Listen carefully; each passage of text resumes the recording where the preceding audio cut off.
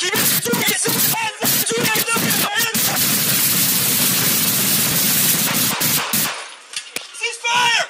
Ceasefire!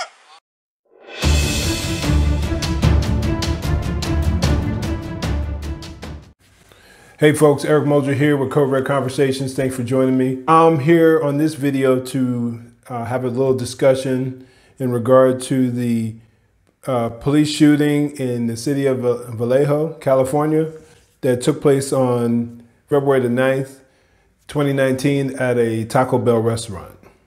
The details were that a Taco Bell employee had called in to state that there was an individual who was sleeping in the drive-thru of the Taco Bell. Here's the video. 4 Paul 5, routing you a welfare check at the Taco Bell, 974 Admiral Callaghan. Would be a silver Mercedes, unknown license plate with a driver slumped over at the wheel. Need a unit to clear and cover. 5 county. 4 Paul 5, I'm 1025 on cover. 4 Paul 6, I'll divert and cover real quick. 4 Paul 6, I copy. 4 Paul 6, code 33, driver's got a gun in his left. Copy, code 33, Admiral Callaghan, Taco Bell. For David 3, be en route. Gun. Call it out. What? There's a gun in his lap.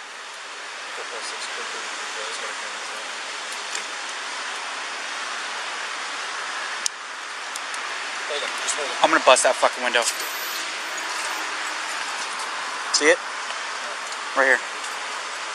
Yep. Cover down that way. I got it. Door looks open. I'm gonna pull him out and snatch his ass. Just right here, it's in the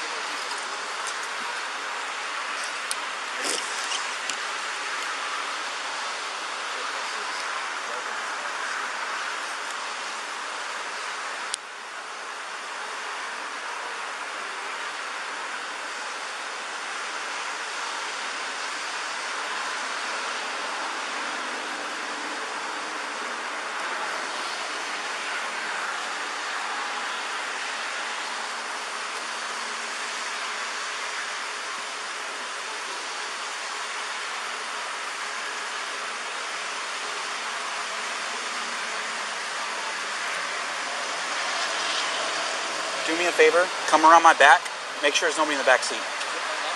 It looks unlocked. Okay.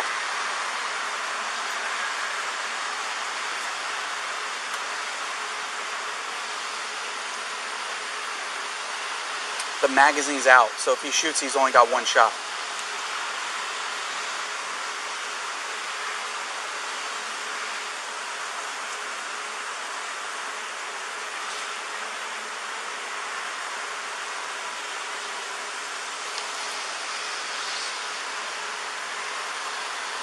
He's got a gun in his lap. The magazine's half out, so he's only got one shot if he shoots. Door looks unlocked. I'm thinking we snatch him out. I don't even want to give him a chance. Is this unlocked? It looks unlocked. You want to test it? What are you thinking? I'm gonna go in there, I'm gonna grab that gun. And then I'll yank him out. If he reaches for it, Yep. That's my clear? okay, this car's in drive. Okay. So You got that, Pat? Your car's in drive. you gonna try and grab the gun?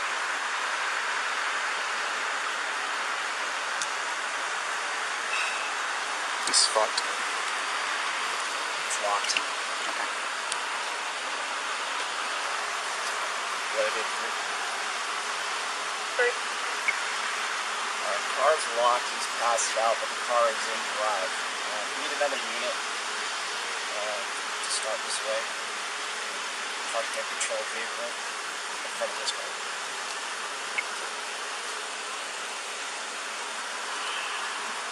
Go back, man.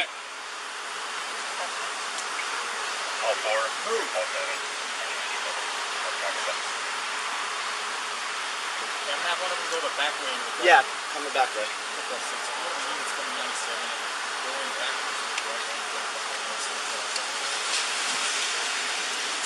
Just push this patrol car up against his bumper. Hey, can you push my car up against his bumper?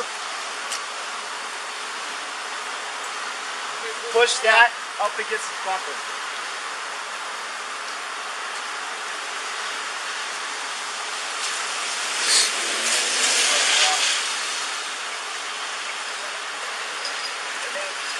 He's still in drive. I think Leonard's pulling his car around. Watch your foot, dude.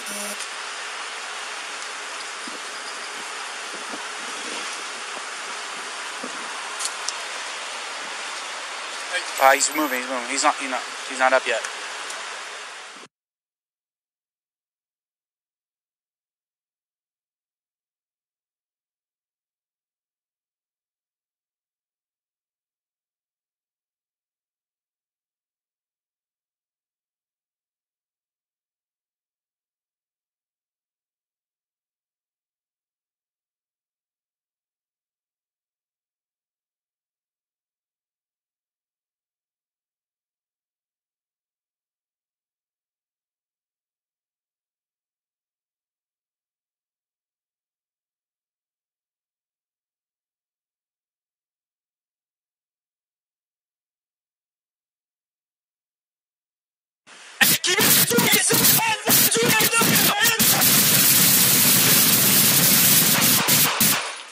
Ceasefire! Ceasefire! Vallejo. Go ahead and get medical stage. Let me see your hands!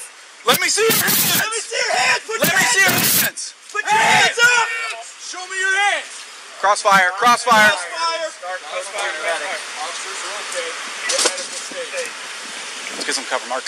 Hands! Is everybody good? Hands! Show me your hands! Anyone hit? Good. Yep, we're good. I'm good. I'm good. Still moving. All officers are okay.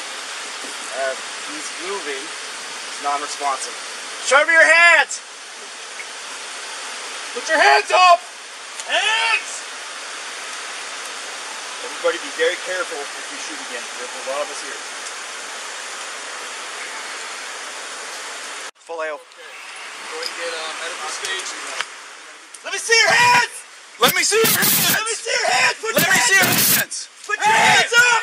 Show me your hands! Crossfire! Crossfire! Crossfire medic. Officers are okay.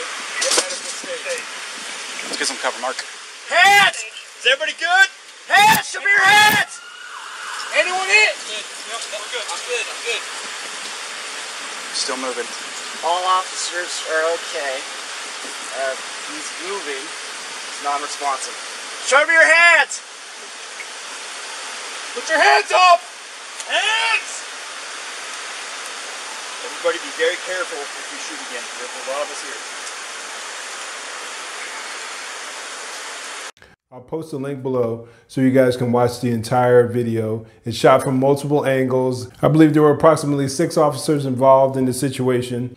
Now, if anyone who's familiar with watching my videos, they're aware that oftentimes, not always, but oftentimes I side with the police in a lot of situations when it comes to their decisions to use force, their decisions to use deadly force. But I also seek to be fair. I seek to be fair-minded and evaluate each situation on a case-by-case basis.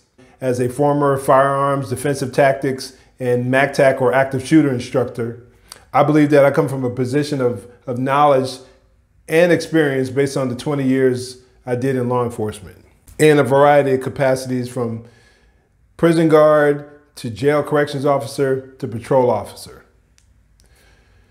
So I'd like to preface all what I'm about to say with that, and a reminder that I understand that Graham versus Connor and Tennessee versus Garner, the Supreme Court cases that are the groundwork for how and when an officer is to use force. I'm aware of those situations, I'm aware of those cases, and I'm aware that hindsight is not an option as far as properly evaluating a police use of force encounter, because we have to take into consideration that officers are expected to make decisions in rapidly changing, tense situations, and their decision making at many times can be split-second decisions.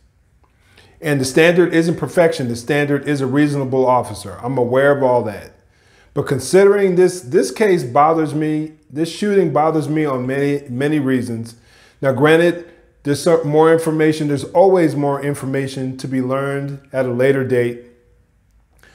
But in this case, we have a lot to go on, a lot that we can speak on. Now, I may go back and follow up on this video at a later date, but right now, I basically just want to address the things that we know right now. The deceased, the quote unquote suspect in this situation went by the name of Willie McCoy, AKA Willie Bo. He was a rapper. And upon the arrival of the officer involved, as you've seen in the video, he had a firearm in his lap. Now, one of the questions that initially pops up into my head was, were the officers able to run the plate? Was there a license plate on the vehicle? Was it a loaner vehicle from a rental shop, or was it someone else's vehicle? Did Willie McCoy have a criminal record? Were the officers aware of that upon their initial arrival and when they ran the plate? Because that could play a factor in the case. But hypothetically speaking, had they pulled up on him, ran his plate, and come to find out that he was an ex-felon with a long history of violence on his record, it could play a factor in their decision-making process at the time, if that makes sense. It could play a factor. So that's a question that I would have to ask in this entire situation. But what seemed to bother me the most was the fact that was the tactic that they used in order to try to rectify the situation, or in order to bring closure to the situation. The fact that they had pulled up their vehicles and wanted to open up the door and get the gun and pull the suspect out, I can't help but wonder who teaches that. Like, how did they come to the conclusion that this was a good tactic, that this was a good idea to handle this situation? That's my question. I'm not sure how they train or they teach there, but any experience I've had with other police agencies, a situation like this, and granted, once again, I'm reiterating the fact that I understand that I'm speaking from a position of hindsight being 20/20. I'm sitting back and I'm evaluating their actions. But when I was watching that video, I had a bad feeling in my stomach and in my mind. Obviously, I knew it was going to be a fatal shooting, but the idea of responding or dealing with this situation in this capacity, in this manner, to me was absolutely ridiculous. And that's putting it nicely on camera. Now, granted, we don't know what Willie McCoy's physical state was. Was he under the influence? Was he just asleep and tired from a long day?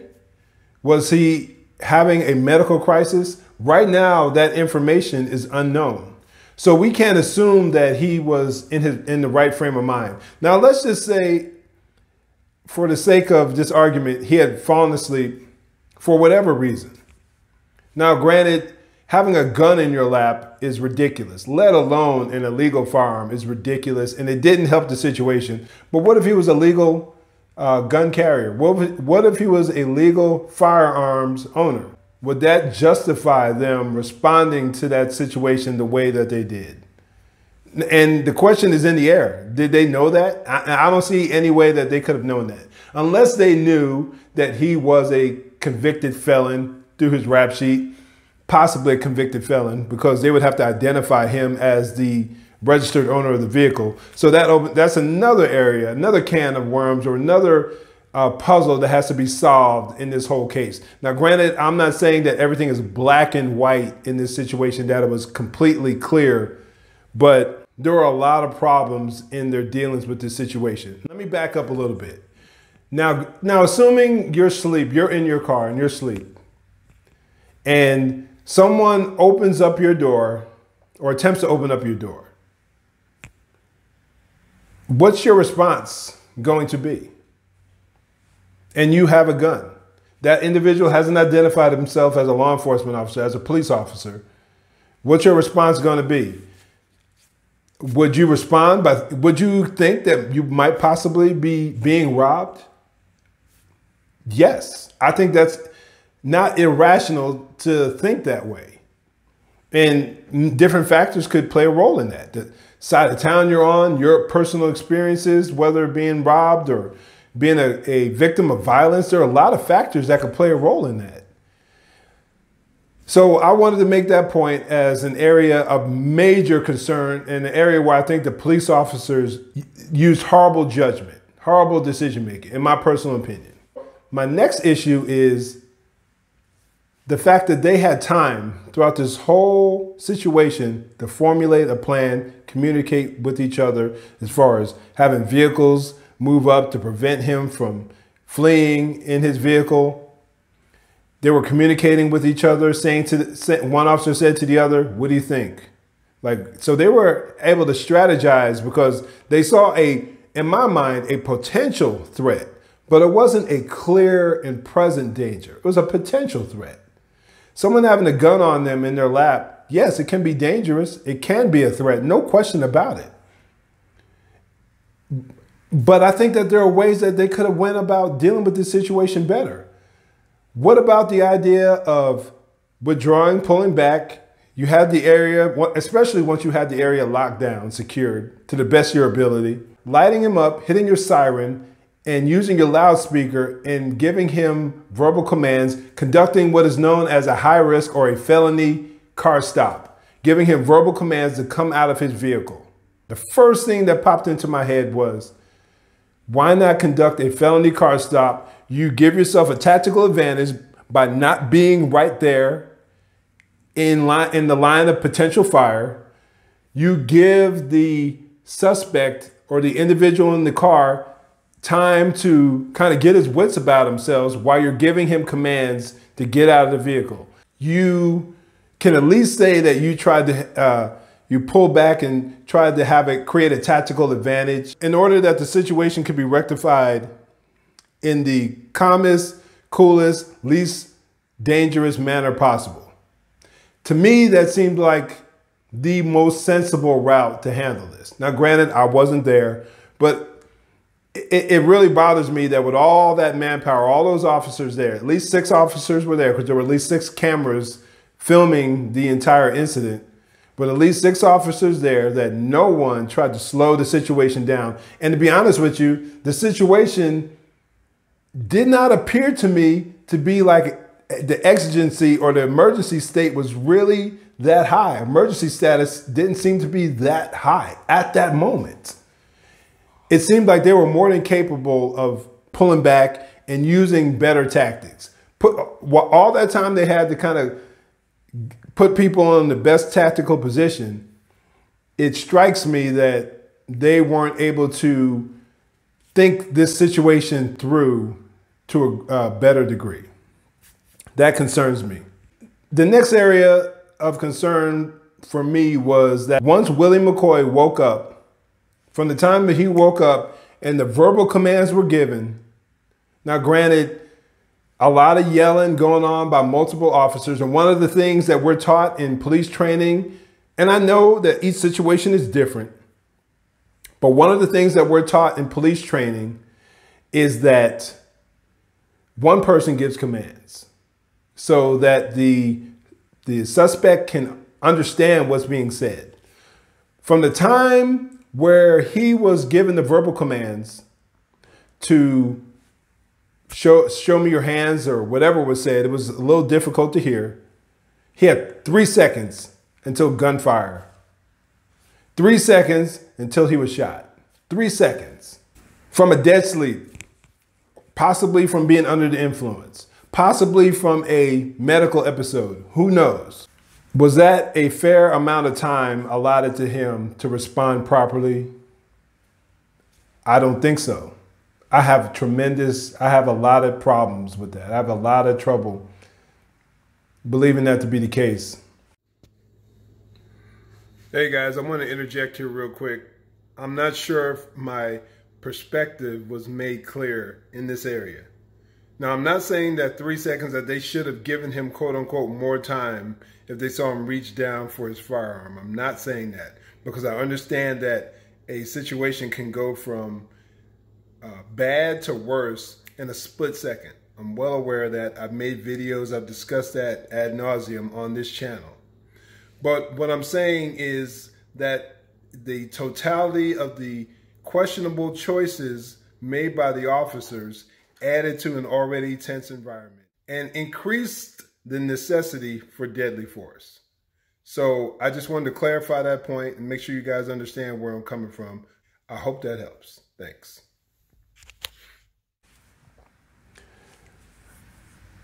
And I understand that not every situation you can identify yourself. Not every situation is like that. But it wasn't like they were in the middle of a foot pursuit. This situation just really, really does not sit well with me. It stinks for me, to be completely honest with you. Like I said, there's always more information to glean and more information to learn and understand. And I hope something more comes out. I have trouble seeing how anything could really sway my opinion right now. I really, really want to give the officers the benefit of the doubt, but this one here is horrible. This one here is not good in my perspective.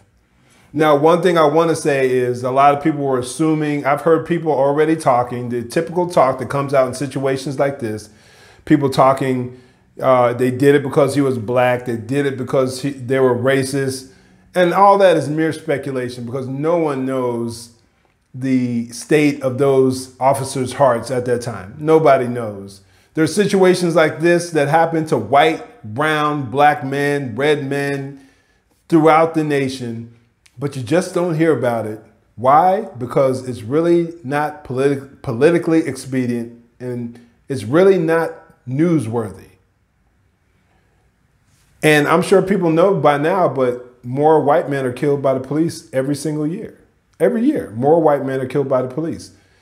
How many of you out there can name one white man that was killed in the last 2, 3, or 4 years by the police? Just one. How many of you can do it? Probably not many of you, because the media has an agenda. So don't be swayed and manipulated by that agenda. Understand and be willing to seek and gain more knowledge and more information before we start jumping to conclusions of race. Because unless you're God and unless you can read minds, you have no idea what was in the heart and mind of those officers. Could they have been racially motivated? Absolutely. But is it possible that they weren't? Absolutely. So I just want to share those thoughts with you guys today. If you guys have any thoughts or ideas or pushback from my perspective, I'm welcome. I'm open to hear it. Make sure you like and subscribe, and please share this video because I think this conversation definitely needs to be had. In the meantime, stay safe, God bless, and make sure you join the conversation.